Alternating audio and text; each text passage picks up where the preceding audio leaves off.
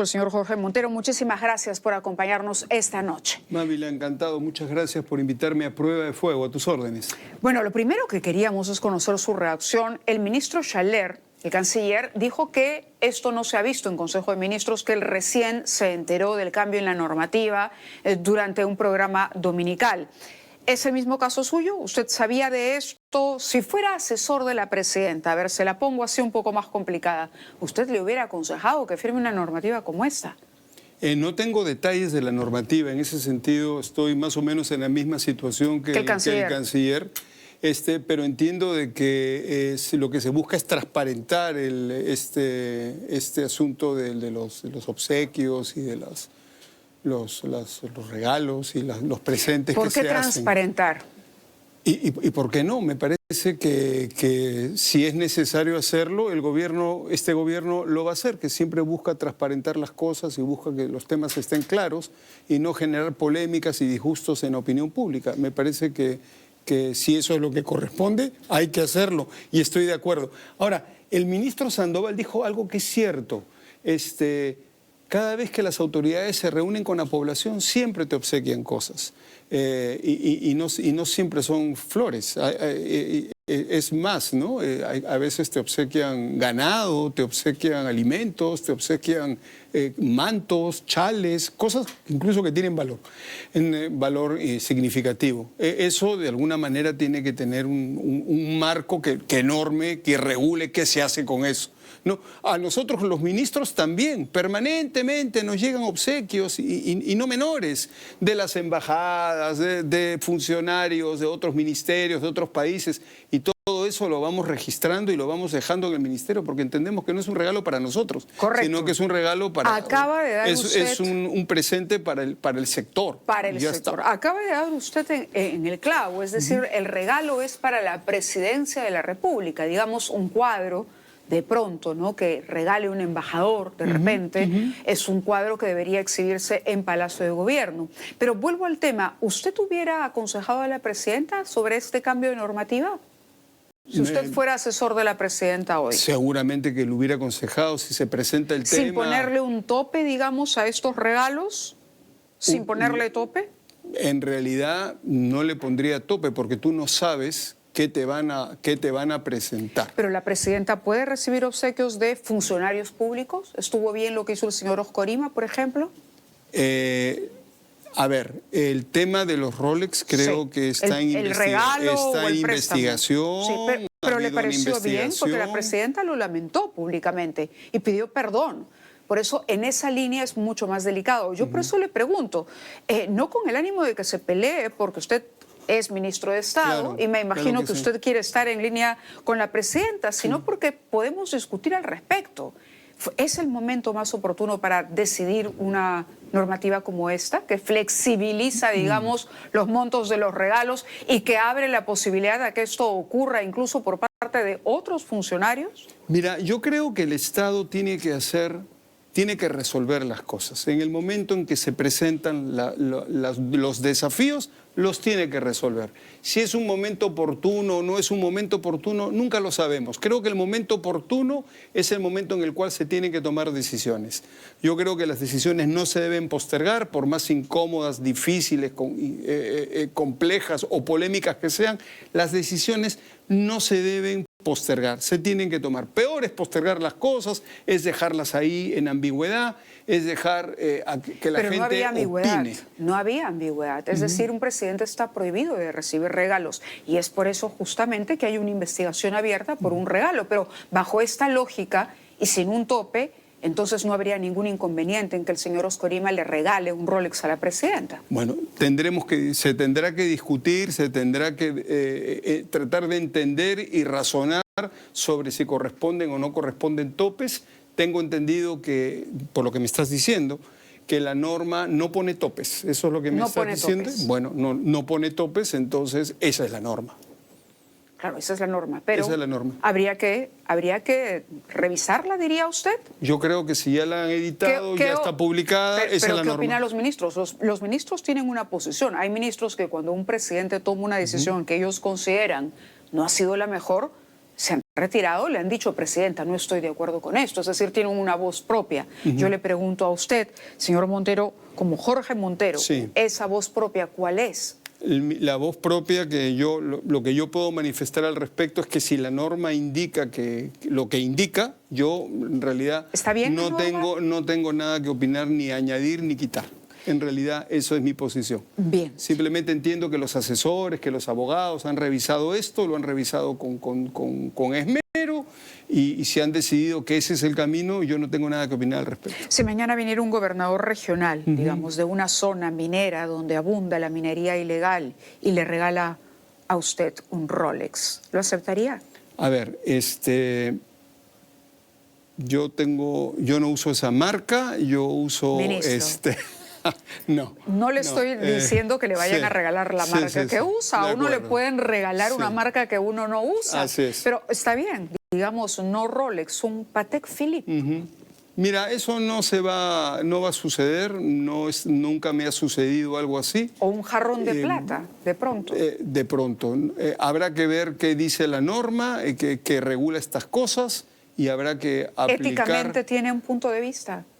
No me parece que sea un tema, es un tema normativo más que un tema ético, ¿no? Es un tema normativo. Si la norma indica una cosa o indica otra, vamos por ahí, vamos por lo que indica la norma. Okay. Un tema ético, recibir un obsequio de alguien que te aprecia, de alguien que te quiere, de alguien con quien tienes amistad. O de alguien que quiere algo a cambio. No tiene por qué ser éticamente objetable. Pero de alguien que puede querer algo a cambio esa también. Es otra cosa, habrá que evaluar caso por caso. Ajá, claro. Caso por caso.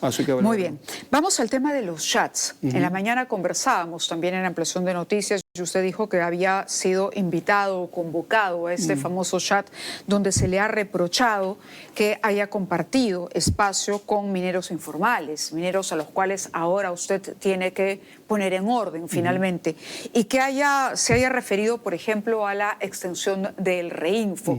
¿Cómo surge la historia del chat? ¿Le consultaron antes de incorporarlo o simplemente usted apareció de un día para otro en este chat denominado MAPE? No, y yo me integré a este chat, me invitaron, ya no recuerdo exactamente quién, a formar parte de este chat como en julio o agosto del año pasado. Yo era y soy profesor universitario y de temas mineros, y por lo tanto me interesaba estar en un chat temático fuerte con personas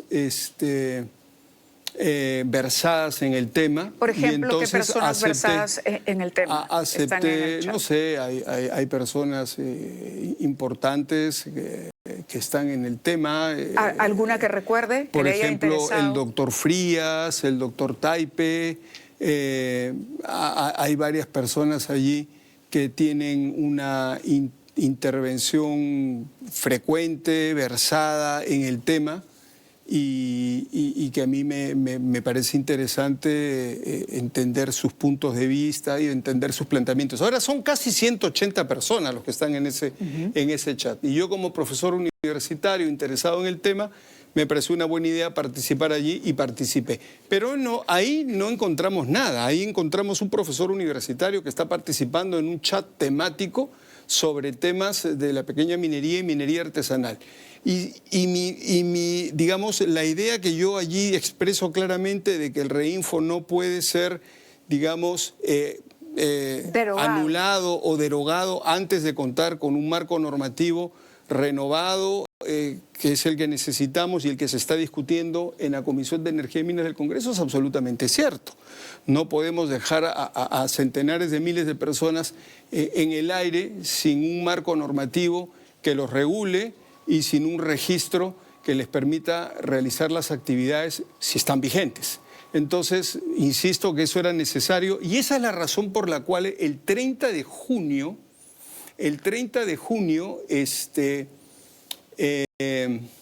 nosotros extendimos, en atención a la ley 32.213, extendimos la validez o el Reinfo hasta el 31 de diciembre del 2025, precisamente en consideración a que no hay una ley que regule claramente la pequeña minería y minería artesanal hoy en día. Entonces, pero lo hicimos con condiciones, obviamente, porque no se trata de extender de una manera indiscriminada, se trataba de hacer una extensión con criterio. Y eso fue exactamente lo que hicimos. Aplicamos un criterio. ¿No le incomodó compartir el chat con mineros informales? En absoluto. Hay 180 personas. Uno no está revisándole la vida a 180 personas para entrar en un chat. Basta que tengas unas cuantas personas de referencia que están interesantes y que su propia presencia en ese chat valide ese espacio para que tú digas, ok, está muy bien. Hemos hablado del Reinfo, pero hay otro comentario interesante en el que usted menciona una posibilidad que también es una bandera del señor Salguana, por ejemplo, en el Congreso, sobre el BCR y la compra del oro de la pequeña minería. Para que el Banco de la Nación, aquí tengo uno de los chats, dice que el BCR compre el oro de la pequeña minería. Tenemos demasiados dólares. Es un comentario que se le atribuye, que está con su nombre y apellido aquí. Efectivamente. ¿A qué se refiere con eso? A ver, el tema de la compra de oro para la pequeña minería y minería artesanal es un tema álgido. Es decir, precisamente porque no hay canales, digamos, adecuados para la comercialización del oro, es que gran parte de ese oro acaba pasando al contrabando y ahí pasan a otros países, y etcétera, etcétera. Entonces necesitamos resolver el tema de la comercialización del oro. Hay opciones. Una de las opciones que se discutía era que el Banco Central de Reserva comprara oro. Esa era una cosa que estaba en discusión en esos meses, octubre, noviembre, septiembre del año pasado. Yo en ese momento consideraba que la compra del oro por parte del Banco Central de Reserva era una opción. Y realmente lo pensaba y me parecía algo interesante. ¿Por qué? Porque el Banco Central de Reserva maneja un portafolio de inversiones, algunas más líquidas, con un portafolio de activos, algunos más líquidos que otros, y con frecuencia decide cambiar el peso relativo de un activo más líquido y de otro activo menos líquido. Entonces, había ahí, por lo menos en la teoría, una posibilidad para que el Banco Central de Reserva pudiera eventualmente plantearse la situación, la posibilidad de comprar oro. Sin embargo, yo no soy la autoridad competente. Y la autoridad competente, liderada por el doctor, el director del banco, el presidente del banco, el doctor Velarde, sí, se manifestó públicamente en su momento y dijo, eso no va, eso no puede ser. Entonces, cuando habla la autoridad competente y dice, eso no va, eso no puede ser, y yo ya era ministro, inmediatamente sacamos un comunicado y dijimos, bueno, de acuerdo, si la autoridad competente, el funcionario competente dice, entendí el mensaje, comprendo la preocupación, pero no va, no va, y se acabó. Bien, estos son chats que publicó la unidad de investigación de Latina Noticias. En un momento usted dice, a ver, incomodemos un poquito al señor Velarde, incomodemos un poquito, ¿no? Y que nos explique cómo piensa articular nuestro patrimonio geológico con nuestras reservas internacionales en un contexto explosivo con viento en popa, a ver si nos sorprende con una inteligente articulación MAPE. Entra otra persona, creo que es Valdemar Cerrón, si no me equivoco, y dice, debe comprar todo el oro que se va a Bolivia. ¿Usted está de acuerdo con eso? En este momento no, porque, a ver, esta discusión de si el Banco Central compra o no compra oro ya no existe. ¿Es Wilder Cerrón? Sí. ¿Era Valdemar Cerrón, Wilder Cerrón? Es otra persona. Sí, ya, bueno, eso. Leo el apellido y el número. De acuerdo. Ese tema, que era una discusión en ese momento, ya no lo es. Yo, como catedrático universitario, estoy dispuesto a evaluar desde el libre pensamiento y la libre cátedra muchas opciones y a discutir muchas opciones y analizarlas todas. ¿Habló alguna vez con Julio Velarde de eso ya en su calidad de ministro? No, aún no lo he hecho. Pero el doctor Velarde sí se manifestó cuando ese tema fue impulsado en algún momento por el Congreso. En los últimos meses, el doctor Velarde se manifestó y dijo que entendía la situación, comprendía los argumentos, pero que consideraba que esa no era la misión del Banco Central de Reserva, que el Banco Central de Reserva no podía estar en esos negocios, que tenía una función distinta, que tiene que ver con la macroeconomía, que tiene que ver con la estabilidad monetaria, y que en ese sentido ese asunto no era viable para el Banco Central. Lo convenció en ese momento, entonces, de que no era viable. Evidentemente, si la autoridad competente opina eso, yo no tengo más que añadir. Y ahí quedó el asunto y cerramos el tema rápidamente diciendo el ministerio en realidad es respetuoso de la autonomía del banco. Si el banco piensa eso, a través de su autoridad máxima, eso es. Y se acabó. Y sobre las protestas en contra del exministro Rómulo Mucho, ¿usted participó en la promoción de protestas contra el exministro Rómulo Mucho? No, nunca, jamás. Yo no he participado en ninguna promoción de protestas. ¿Ni las promovió tampoco? No, de ninguna manera. ¿Cómo voy a hacer eso? Eso no lo he hecho yo. No. ¿Fotografías se compartían en ese chat? ¿Videos? Sí, videos que se pasaban de las manifestaciones, de las movilizaciones. Eso sí, había mucha dinámica, hay mucha dinámica seguramente en todos los chats cuando hay este tipo de cosas y sí, se pueden haberse compartido. Pero se pueden interpretar esas fotografías o imágenes como una manera de apoyar o decir, miren ustedes, Mucho no está controlando la situación. No. La información se pasa, la información se comparte en un espacio de análisis abierto y ya está. Pero eso no significa que tú estés probando eso necesariamente. ¿Quería ser usted ministro de Energía y Minas en ese momento? No, yo no lo pensaba, ni siquiera me lo imaginaba. ¿Y cuál es su opinión o balance ahora posterior sobre los intentos del señor Mucho y los esfuerzos que se hizo para promover una ley MAPE? Él presentó el 23 de noviembre del año 2024 el proyecto de ley del Ejecutivo respecto al proyecto de ley de la pequeña minería y minería artesanal. Fue la palabra del Ejecutivo en ese momento. Y él la presentó el 23 de noviembre. ¿Y la avala usted ahora? Eso es la última palabra del Ejecutivo respecto a la propuesta de ley de la pequeña minería y minería artesanal. Esa es la palabra del Ejecutivo vigente al día de hoy. Correcto. Vayamos ahora al tema que tiene que ver ya con la mesa que se ha instalado, ¿no? La idea es, en efecto, abrir, escuchar a todos. Eso, enhorabuena, está muy bien.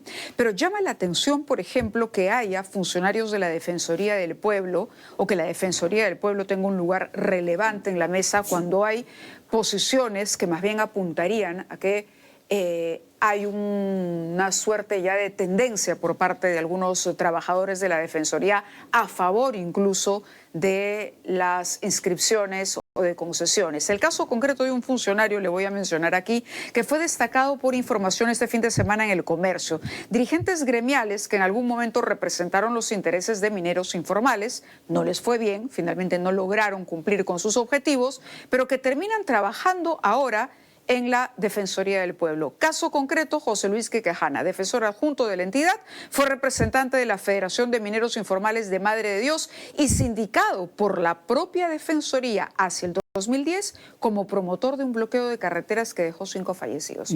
¿Algo que decir? Me preocupa. Me preocupa mucho de que una persona que estaría vinculada o está investigada o está sindicada como relacionada a un evento o a un suceso o a un conjunto de sucesos y eventos, esté ahora, digamos, tomando parte en temas de formalización. Así es, y se ha pronunciado, incluso medios de comunicación. Me preocupa. ¿Le va a preguntar al defensor sobre esto? Me preocupa. ¿Quién le va a preguntar al defensor? Usted, si le va a hacer alguna pregunta o le va a hacer una mención sobre este tema. Seguramente. La Defensoría es parte, yo decía, importante de la mesa. Es probable que cuando me reúna con el defensor, próximamente le haga llegar esa inquietud, esa preocupación. Información del Comercio de este fin de semana, donde sí, es una preocupación válida. Claro, él es promotor de un bloqueo de carreteras que deja 5 fallecidos, pero además Quequejana solicita 3 concesiones mineras que fueron rechazadas por el Instituto Geológico Minero y Metalúrgico por hallarse total o parcialmente en la zona de amortiguamiento de la Reserva Comunal El Cira. Hay intereses de por medio, un conflicto de interés. Es una preocupación válida.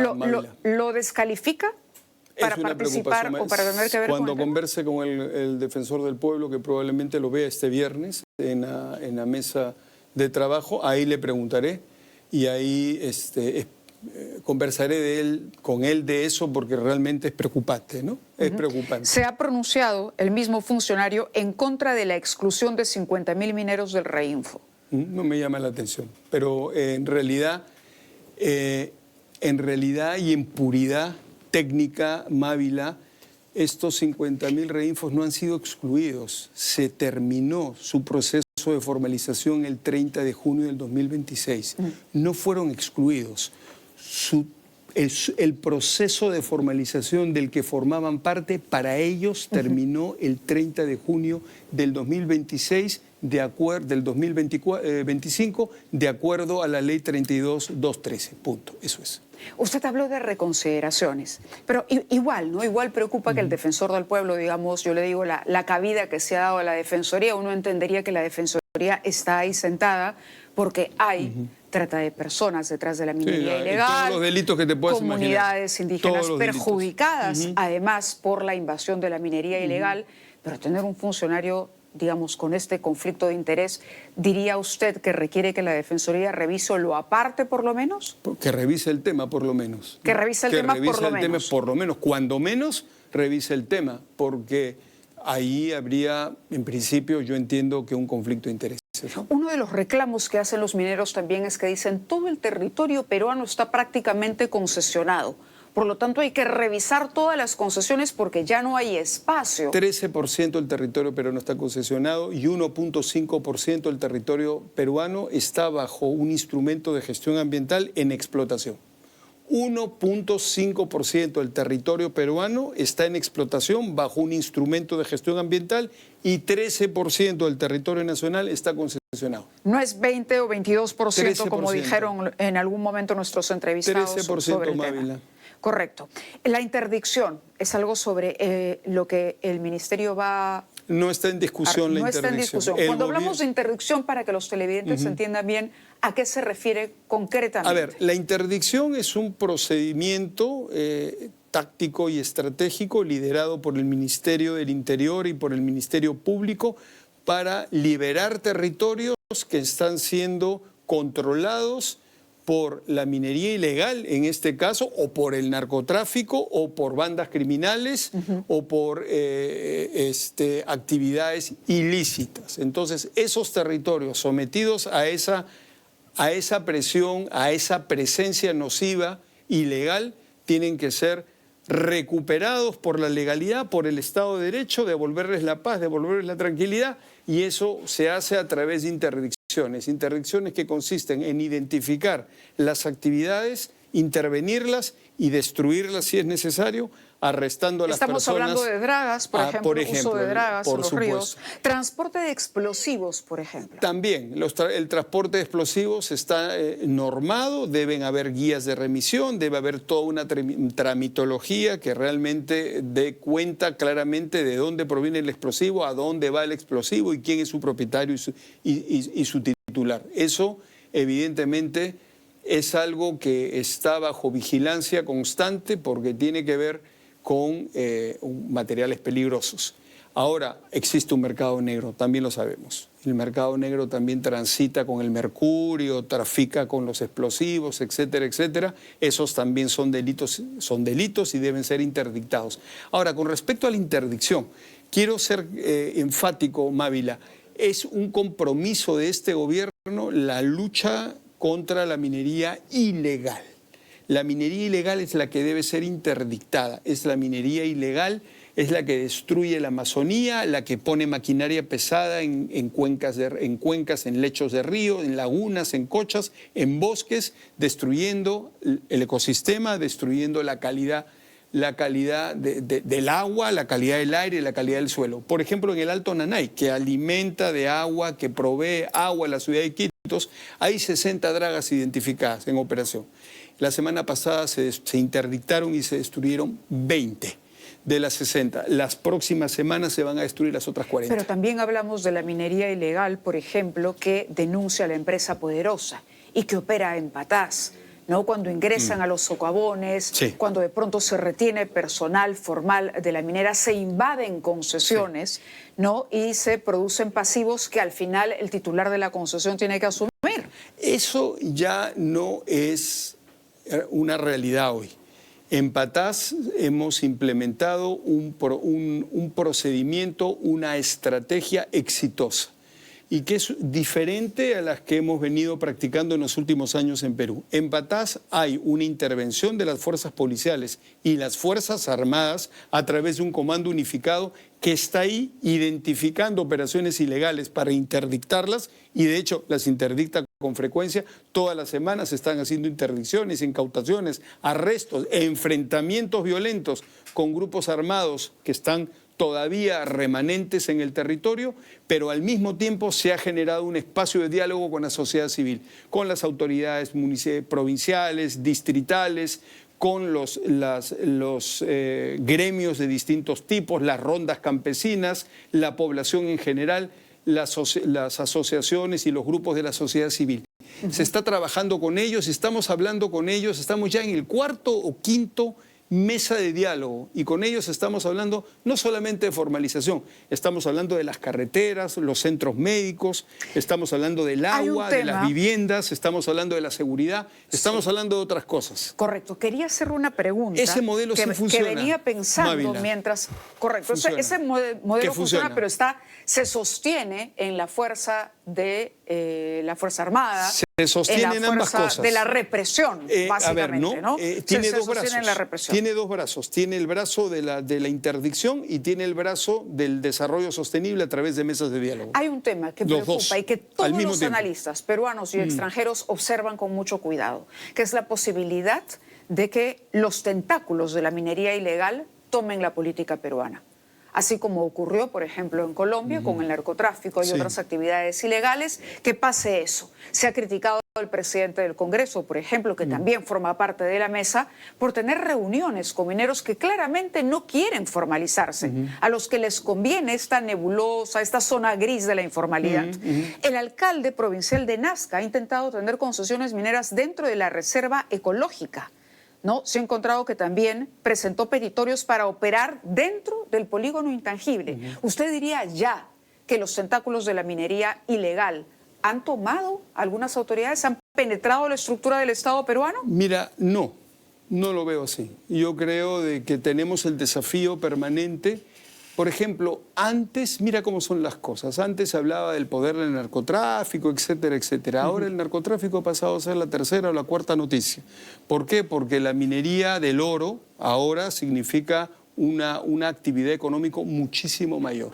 Entonces, nosotros como Estado permanentemente estamos desafiados, como en cualquier otro lugar del mundo, por actividades ilícitas, por actividades indebidas, por actividades, digamos, que no podemos aceptar.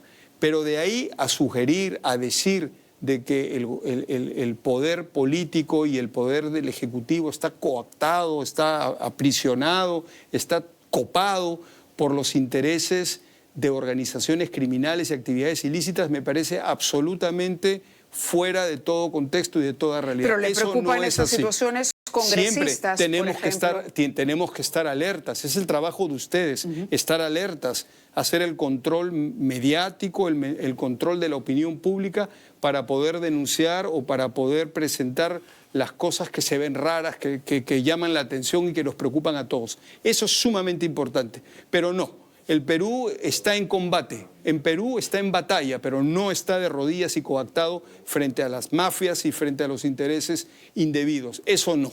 Estamos en combate, estamos en batalla y eso es clarísimo y no vamos a renunciar a ese combate y a esa batalla por un Perú que tiene un futuro, que tiene un destino que tiene que cumplir en la legalidad, en la formalidad y en el desarrollo sostenible. Eso me queda claro. Hay muchos temas para abordar.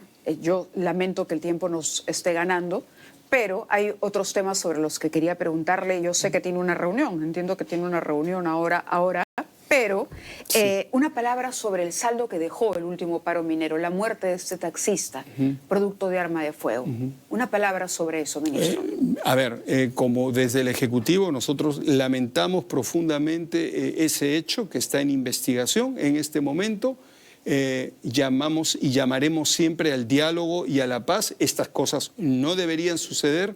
Estas provocaciones con tomas y bloqueos de carreteras que son absolutamente ilegales y no los podemos permitir porque generan un daño económico, ponen en riesgo muchas cosas, a veces generan estas consecuencias lamentables que realmente nos apenan y que lamentamos mucho sin lugar a dudas. Lo digo con toda sinceridad.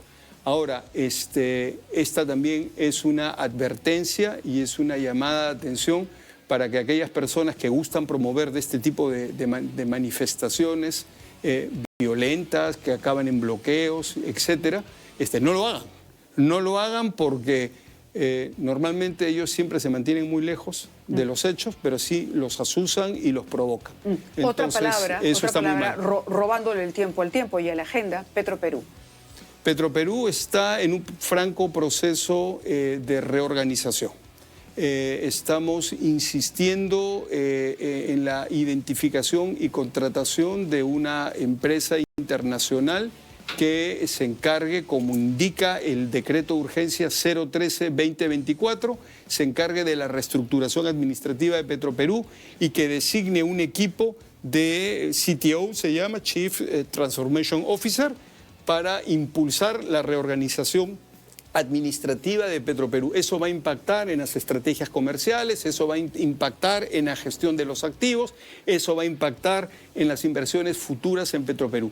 Pero yo sí le veo a Petroperú grandes posibilidades de remontar su situación financiera y económica, porque es un negocio integrado. Esa es la fortaleza de Petroperú. Más allá de su rol subsidiario, que es importante y desde mi punto de vista irreemplazable por empresas privadas que no tienen por qué estar llevando gas barato o petróleo barato en los últimos rincones del Perú, eso no se lo podemos pedir a una empresa privada. ¿El señor Narváez cuenta todavía con la confianza del gobierno? Sí, el señor Narváez es el presidente del directorio, y cuenta con la confianza del Ejecutivo, y también el ingeniero Oscar Vera, gerente general, cuenta con la confianza del Ejecutivo. Están al mando de los esfuerzos que se están haciendo ahora, pero en el marco del decreto de urgencia 013-2024, que es el que reglamenta claramente lo que ellos tienen que hacer. Muy bien. Ministro, gracias por estar con nosotros esta noche. Encantado, Mávila, a tus órdenes.